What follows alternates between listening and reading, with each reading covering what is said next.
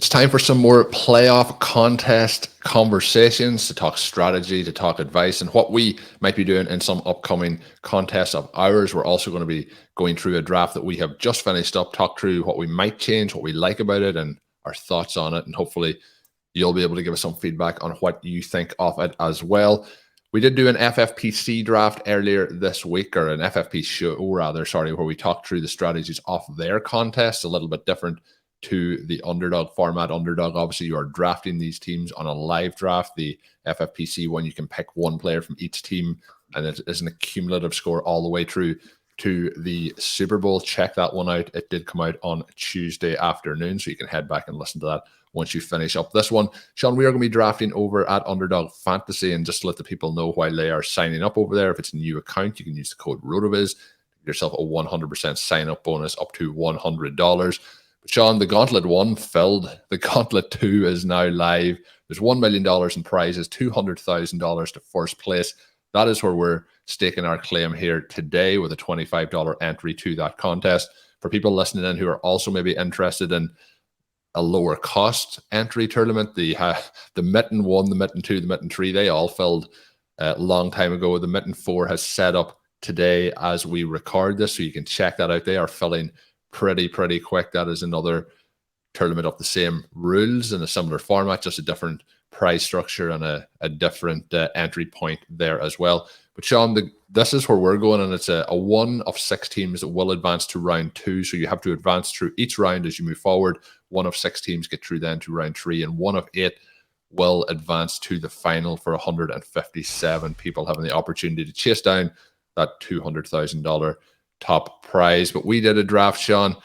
Before we get into it, we obviously have the seedings now for the playoffs. Has anything changed for you versus what maybe your anticipation for these contests was 2 or 3 weeks ago? I think we were both pretty aligned on who we actually thought would be those final teams, and the players that we were drafting have advanced to the playoffs, and which is a good thing for us. But anything changed in your mind over the last kind of 4 to 5 days with week 18 and how the seedings have finalized? There are 2 big elements that have solidified in a way that is meaningful. The first is that the Bills with the 2 seed become the team to build around. One of the reasons that we were very Bengals heavy is that there was a scenario where they win that game at home against the Bills, and obviously they led before the tragic circumstances transpired. If they win that game and they become the 2 seed, then they really become the team to build around, because you have the first round game, which is crucially important, and you play that game in the second round against the Bills. That is the key really to this whole playoff picture at home. Now you have a situation where that team is definitely the Bills. And so you know that Josh Allen is the best pick. He is the 101 in terms of ADP. I've done a decent number of these drafts. He almost always does go with the first pick. My hope in drafts over the next handful of days is that, I'll get as many of the first pick as possible so you can build that Bills-based team. And one of the things that you can do there is you have flexibility with that top pick to then build around either the Eagles or the 49ers as you come back through, and you can build this team that has a full lineup in the Super Bowl and yet still has a reasonable chance to advance. The other best pick, obviously, here is going to be Christian McCaffrey, and that is because his quarterback will fall once you start to land some of these 49ers early. In our particular draft, Christian McCaffrey goes as the 3rd pick, and Brock Purdy actually falls to the 7th round, which is interesting. Now, the draft that we did here that we're about to profile is one that had a lot of experienced drafters, and in some ways, it's actually better to draft with experienced players because they're going to be more focused on their own build and what it needs to get through and win the whole tournament. They're going to be less focused on you or simply picking an ADP value that doesn't fit their build that maybe does fit yours. So they're maybe less likely to mess you up. It's almost individual paths that are being built through these drafts if you have that. So that part is interesting, and you want to kind of keep that in the back of your mind. You might pass on a player despite ADP if you think they're also going to pass because it doesn't make sense with what they're doing. So that's something to keep in mind. There is obviously some value. I've done some drafts late at night where maybe the drafters are not quite as experienced and you get some other values to it. But that's just something to keep in mind from a tactical perspective once you get into it. But you can build this Josh Allen team. You can build this Christian McCaffrey team. The other teams are more difficult. Obviously, Patrick Mahomes, Jalen Hurts, going to have that bye now for sure. That limits their value because only one of 6 teams is going to advance. If you select them, then you also have to draft, or in most cases, it's going to make sense to draft some other players from that team, which further limits the number of guys you have on your roster in week 1. That part is very tricky, but it's something that you can potentially navigate. Colm, you and I are going to actually take one of those players, so we'll talk about how we navigated it in this draft. Once you get to the back end of the first round, and easily the position I've had the most often is the 106, that becomes then a Joe Burrow-based build, and there are some interesting elements there. I'm still a huge Bengals fan. It's going to be a very difficult path, but there are some advantages to that also. So again, one of the cool things here is that it's almost like 6 individual teams operating in isolation as opposed to competing for this first round. But again, the first round does matter. Only one of these teams is going to get out, and so you have to balance those incentives. The hard part with Mahomes or Hurts is it's difficult to build a team that can advance with them. And yet at the same time, if those players go on and crush in the playoffs, then it's likely to be a team that's led by them that does win it. So then you're back into the mix of, okay, maybe it'll be a non-full roster, especially in Gauntlet 2. One of the things that you and I talked about is that ADP has shifted dramatically. I wrote about that earlier in the week. You can look at some of those things. I'll probably have another article out around the time this show releases. But in Gauntlet 2, it's going to be more difficult to get some of those power teams in because people now have more information. That part of it I also find interesting. One of the reasons to do some of these drafts and work through the scenarios is you're trying to find that room that actually does allow you to get that full Super Bowl team, maybe with a Mahomes or with a Hurts. So we'll look at that part. It's endlessly fascinating to think through the various permutations here. I mean, this is just so much fun. Yeah, so many combinations, and you mentioned permutations. It's a thing you mentioned sometimes in the show, Shawn, is the kind of the mental gymnastics of going through these scenarios, and I think it's a lot of fun when we get to these playoff contests. More fun, I think, than at any other point of the year. Obviously, when you're having your drafts in season, you're talking about how players and teams will do over the longer haul, but this is really, really fun. So Shawn did give a few spoiler alerts there as we were going through. He mentioned that he was hoping to get the 101 in some of his upcoming drafts. That should have alerted people that we didn't get the 101 here. We got the 104. The other thing he mentioned was drafting a team with a quarterback starting off or player starting off in those early rounds on a bye. So we kick things off, Shawn, with Jalen Hurts. Those opening picks were Patrick Mahomes, Josh Allen, Christian McCaffrey. Then we take Jalen Hurts. I do think our conversation at that point was, will Christian McCaffrey land to us? Most of our teams we've drafted so far have been 49ers Bengals based. So we have started with Christian McCaffrey in a lot of those drafts. We go with Jalen Hurts here, obviously on the bye in the first week. That leads you to having to have a minimum of a 2 quarterback build in this format. So to have a quarterback in the wildcard weekend here upcoming, we do go with Justin Jefferson. We won't spoil who the quarterback is that we take later on in the draft, but we get Justin Jefferson in round 2. Again, T. Higgins would have been a potential interesting pick. Stephon Diggs would have been interesting. Both of those going 1 pick and 2 picks ahead of us. Interesting to see that the Joe Burrow drafter didn't take T. Higgins at that spot, opted for Stephon Diggs at that particular moment off the draft. So we go Justin Jefferson. Round 3, Shawn, it's in then it's Austin Eckler, who we take. The Austin Eckler one was an interesting conversation. AJ Brown in this went a little bit after his normal ADP, went at pick 15, 1 pick before us.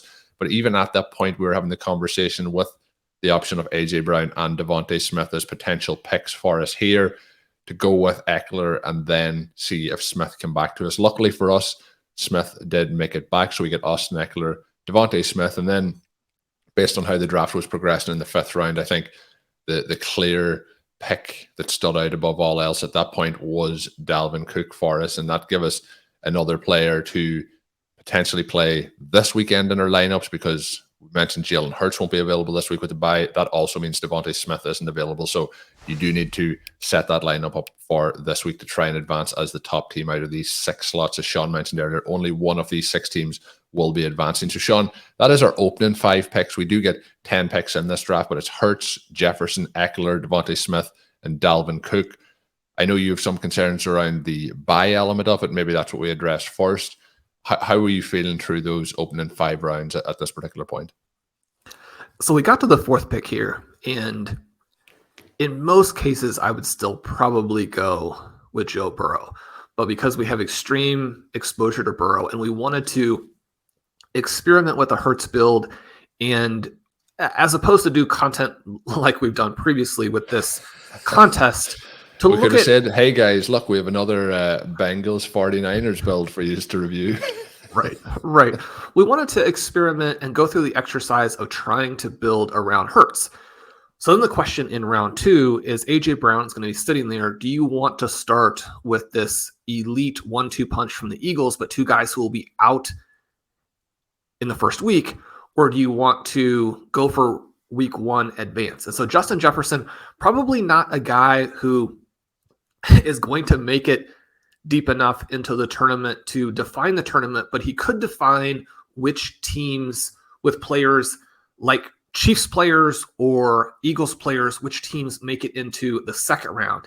And in a situation, and I don't think this is particularly likely based on my evaluation of the teams, and obviously my evaluation fits with most people's evaluation, but if the Vikings were to spring an upset and defeat the San Francisco 49ers in round 2, and again, I mean, this is a team with Justin Jefferson, with Dalvin Cook, with TJ Hawkinson. It's a team that's looked very bad on occasion, but it's a team that's beaten the Buffalo Bills. So it's not impossible that that would happen by any stretch.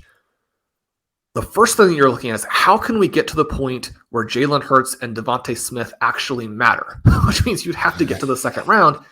That's why we passed on A.J. Brown in round 2. And you're thinking, okay, if he gets back to us in round 3, we will consider it. He goes 1 pick ahead of us there. And in a lot of ways, that was fine, because really we were looking at Austin Eckler anyway. Eckler is going to be one of these somewhat controversial players. People are going to argue that he's overdrafted because he doesn't have this strong Super Bowl likelihood, and you want to have those guys. But I think that drafters are really opening up to the potential that the Chargers have. You can get through the Jacksonville Jaguars in round 1. They've played 2 one-field goal contests with the Kansas City Chiefs. They have Justin Herbert. Maybe they're peaking. If you're going to play through a team that is a little bit of a sleeper, which you almost have to do if you're taking the Eagles, then the Chargers are that team. So we wanted to take Eckler there with the idea that because the drafters in 5 and 6 are very experienced and probably don't see DeVonta Smith as a good fit for what they're trying to do, then maybe he falls to us in round 4, which does happen. The flip side of that is that if you're taking Eckler, the other guy who's interesting there would be Keenan Allen. He goes 1 pick later. So, I mean, I think that if Keenan Allen is a good pick at the 305, and he is, then Austin Eckler is a smash at the 304. I like the way that that sets up. We get DeVonta Smith, and we have that second Eagle. I mean, it's somewhat incumbent upon you, if you're going to go ahead and bother to pick Hurts in the first round, that you do pair him with someone. But we have the firepower then with Jefferson and Eckler to be excited. And then it comes back around. And if you're playing Jefferson, you certainly don't have to play Dalvin Cook. But once you get to the 5th round there and some lesser players are flying off the board, you have a Tony Pollard who's in a split situation in a scenario where, I mean, the Cowboys could easily go out to Tom Brady and the Buccaneers. You have Tyler Boyd go 1 pick after Dalvin Cook. And Tyler Boyd, a guy that we love, and it fits within this Bengals scenario that's being played by that team, which now has Chase, Higgins, and Boyd.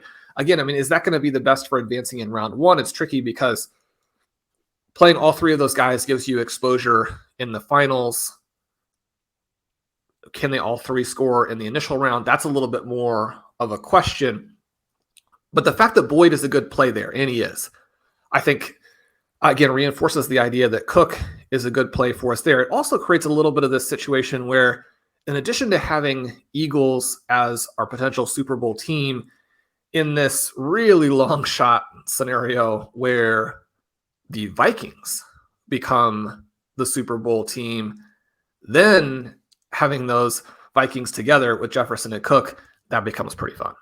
Yeah, and that's where neither of us have predicted that we're getting the Vikings in the Super Bowl based on what we've done with our playoff brackets, but there is that chance that it does happen, and that's where the strategic element to these contests then comes into play as you're trying to build a roster that can win the entire thing. And as we scroll down, Shawn, to see the remainder of the draft, it will become apparent to people as we talk through it here.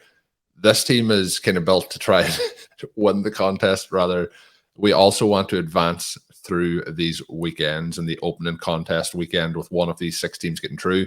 A lot of that is going to be built, though, on the back of those Minnesota Vikings. So we were in a situation where we're missing out on Jalen Hurts. We're missing out on DeVonta Smith for week 1 here, but we're also missing out on Dallas Goedert, who we take in the 6th round. We follow that up then with Kirk Cousins to pair with those Vikings that we had already taken in the 7th round. That leads us to TJ Hawkinson in the 8th round. So now at this point, we have quite a bit of investment in the Vikings, and that's Kirk Cousins, Dalvin Cook, Justin Jefferson, and TJ Hawkinson, which they're playing the Giants in round 1, and they could well get bounced by the Giants, but it gives you an opportunity to get those talented players through those opening 2 rounds in offense, and an offense which is very much filtered through those players. And then we finish it off, Shawn, with the counter side of that Austin Eckler team, where obviously we think that Austin Eckler is a great play at the spot that we drafted him. You touched on that already, but they are facing the Jacksonville Jaguars this week. One of those 2 teams is going to advance. And again, we're looking at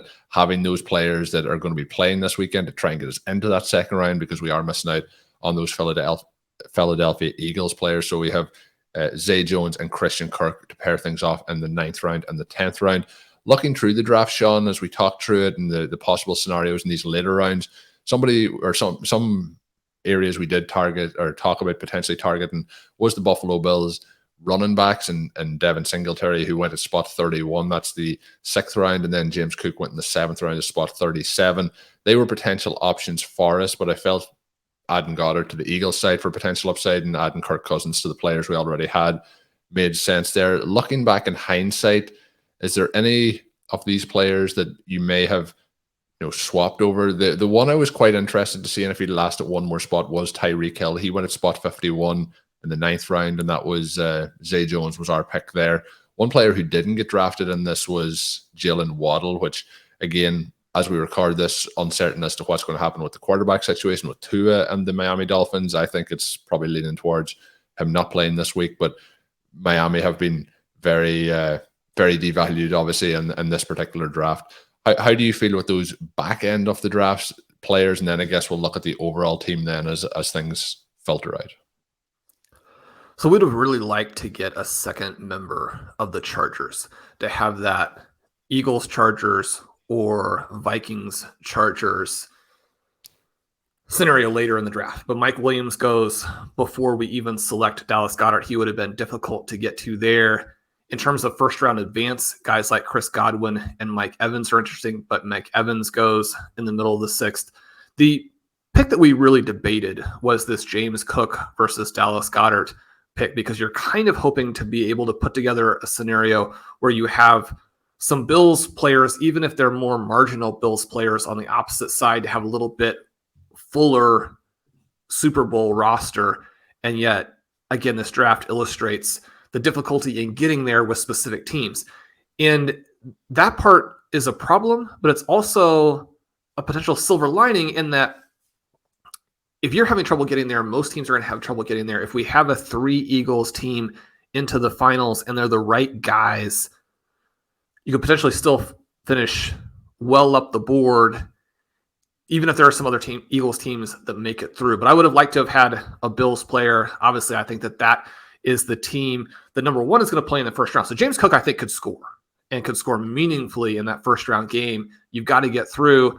The Chiefs players are not as appealing from that perspective. Once you have 3 Eagles, and that was the hard part for me here too, is that when you take Goddard, now you're in a situation where you have Smith and Goddard at that wide receiver / tight end position, both out, and you limited that position for round one upside. That could be the part that we struggle with. Obviously here, if we can get Eckler and Cook, one in the running back slot, one in the flex spot, that will help us. But you can see the limitations. And you look here at the team that drafted out of the 101, they have 3 of their first 4 picks won't be available in round 1. Then Juju also won't be available. James Cook, a Bills player, maybe not the fit that works off of that. If they had let Cook fall to us in round 7, that would have helped us quite a bit. So we were hoping for that. We don't get it. You end up with Goddard there, and you're thinking, okay, now we're into round 7. You can push Cousins because once we have both Jefferson and Cook, it's going to be unlikely that another drafter, especially again in this particular draft, is going to want Cousins. But once there was no clear-cut selection there, it no longer really made sense for us to take that risk. And we put him in. Now we have the Vikings team, and you come back and TJ Hawkinson is sitting there in round 8 against someone playing in the first round. It gives you a little bit of that flexibility to play through the guys on the Minnesota Vikings who actually hit in the first round. And then once they win, this Vikings play is potentially very helpful for second round advance. And then you look at these final picks with Zay Jones and Christian Kirk. What we're looking for is one side of that to hit in round 1. And it's especially a scenario where if Austin Eckler, our 3rd round pick, ends up with, say, a 3 or 4 touchdown game to push that part of it through, then off of that, you have the Jaguars chasing. Maybe you have very high volume to Jones or Kirk, even though the Chargers aren't the best possible matchup for that. You take either one of those players and you have options there, but then also you're going to have either Eckler or both Jones and Kirk into the second round. So if we're looking at second round advance, also that part being important. Colm, we've built this team with the Eagles. Then if you can get live into the second round, you have 3 dynamic players, but we're also banking on the Vikings being in that second round and either Eckler or Jones and Kirk. And then especially this team becomes dynamic if you get into a situation where you have that upset. So this is really a build that is looking for the team that advances between Chargers, Jaguars to go there to Arrowhead Stadium. Obviously, I'm rooting in a very heartfelt way against this as a fan, but as you're putting these teams together as a fantasy manager, you're looking for that upset, the big win in Arrowhead, the new legend of Justin Herbert being built, or the legend of Trevor Lawrence starting to get going. Then that team moves into the AFC Championship game. Even if they don't win that, you have points and probably chasing points in that game. That's how this team gets high up in the contest. Yeah, and I think when you're talking through it here, I'm looking at one of the brackets we've put together, and I think that can be quite unique. Maybe the other teams that we have drafted, we have attacked it from 2 sides, the Bengals and the 49ers, whereas this one, it's all on the NFC side where you're hoping that we potentially see a conference championship game of the Vikings and the Eagles, and then one side of that is obviously advancing to the Super Bowl, so you're relying on that team. But the teams are high enough stacked in terms of the players that you wouldn't have a full roster. But the one thing that's going to happen with these teams is going to be interesting to see as these tournaments develop is how many players are on some of these rosters when it gets to round 2, round 3, all the way to the Super Bowl final. Because there could be situations where a team gets through in round 1, but not a lot upside heading into round 2 and the players available and so on and so forth. So going to be interesting. This team is going to be pinned on the Vikings this week to see how we get on. Obviously, we have that Chargers-Jaguars game as well. But I think this is a pretty fun lineup. I think it was a pretty fun draft. Really enjoyed doing this one. As we mentioned on other shows, the 30-second clock makes these pretty much impossible with the 6 teams only in the draft to do live. So we do the draft, we do the recap, and hopefully us talking through some of the scenarios there has been helpful to you listening. And thanks again for tuning in to today's episode of the podcast. Obviously, this is our last one for the week. We will be looking forward to those playoff games and we'll be recapping them. You'll also be able to hear Shawn and Ben on Stealing Bananas, so check those out as well. Plenty of content for you up on RotoViz.com as well as on RotoViz Radio with the fantastic podcast team putting up content all week long. So check all that out. Enjoy the games this weekend. Let's see how these teams play out. We will be back next week. Again, I have mentioned this a few times. The cadence of the podcast releases may change a little bit, not that much overall, but to get them once they go live, check out the RotoViz Overtime podcast feed. Hit the subscribe button. Get them once they are available. My name is Colm Kelly. You can follow me on Twitter at Overtime Ireland. And of course, check out Shawn's work up on rotoviz.com. There is Underdog Fantasy guides that he has put together. There is the FFPC show earlier this week, so you can check that out in our podcast feed. But check all that out on rotoviz.com. And until we are back with the next show, have a good one.